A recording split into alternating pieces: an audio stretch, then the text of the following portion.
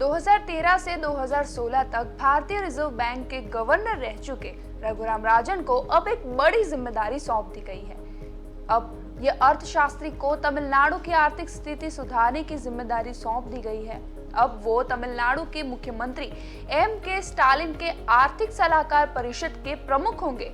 तमिलनाडु सरकार ने सोमवार को राज्य की आर्थिक और सामाजिक नीतियों के प्रबंधन में मुख्यमंत्री के स्टालिन को मार्गदर्शन देने के लिए 5 सदस्यीय आर्थिक सलाहकार परिषद का गठन किया है।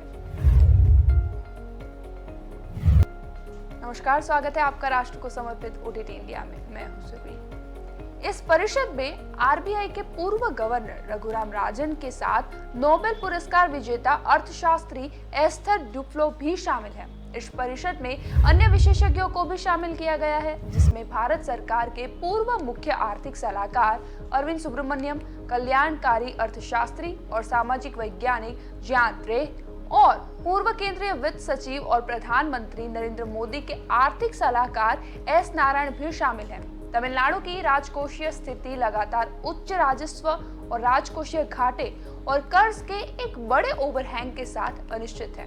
साथ ही लोगों की अपेक्षाएं बहुत है कि सरकार तेजी से आर्थिक विकास, सामाजिक न्याय प्रदान करेगी और समानता भी प्रदान करेगी। ये बात कही राज्य ने अपनी अधिसूचना में। इसमें कहा गया कि परिषद आर्थिक और सामाजिक नीति, सामाजिक न्याय और मानव विकास से संबंधित मुद्दों और महिलाओं के लिए समान अवसर और वंचित समूहों की भलाई से संबंधित मामलों में सामान्य मार्गदर्शन प्रदान करेगी। ये सभी क्षेत्रों में विकास, रोजगार और उत्पादकता को बढ़ावा देने के लिए सुझाव भी देगी। साथ ही में उन विचारों के लिए एक सशक्त बोर्ड के रूप में काम करेगी जो विकास के लिए बाधाओं को हल कर सकते हैं।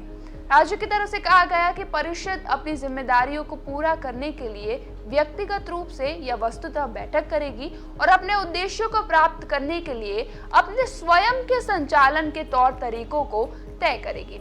इससे पहले आज नई विधानसभा के उद्घाटन सत्र में राज्यपाल बनवारी लाल पुरोहित ने कहा, राज्य सरकार की अर्थव्यवस्था को सरकार पुनर्जीवित करेगी और ये सुनिश्चित करेगी कि आर्थिक विकास का लाभ सलाहकारी समिति की सिफारिशों के आधार पर सभी क्षेत्रों तक पहुंचे।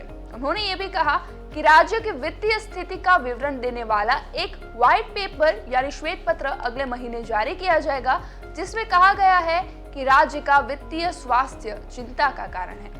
नई परिषद की स्थापना मुख्यमंत्री स्टालिन के प्रधानमंत्री मोदी से दिल्ली में मुलाकात के कुछ दिनों बाद हुई है। दोनों ने कई मुद्दों पर चर्चा की, जिसमें राज्य को अपनी आबादी का तेजी से टीकाकरण सुनिश्चित करने और अर्थव्यवस्था को फिर से खोलने में सहायता करने के लिए अधिक कोविड वैक्सीन खुराक प्रदान करना शामिल है। रविवार को राज्य ने लॉकडाउन नियमों में बड़ी ढील की घोषणा की, क्योंकि ये एक बड़बड़ाती आर्थिक व्यवस्था को जंप स्टार्ट करता दिख रहा है। इसमें फिल्म और टीवी उद्योग के लिए शूटिंग फिर से शुरू करना, 4 जिलों में निर्माण कार्य और ई-कॉमर्स और रेस्टोरेंट सीमित उद्घाटन भी शामिल है।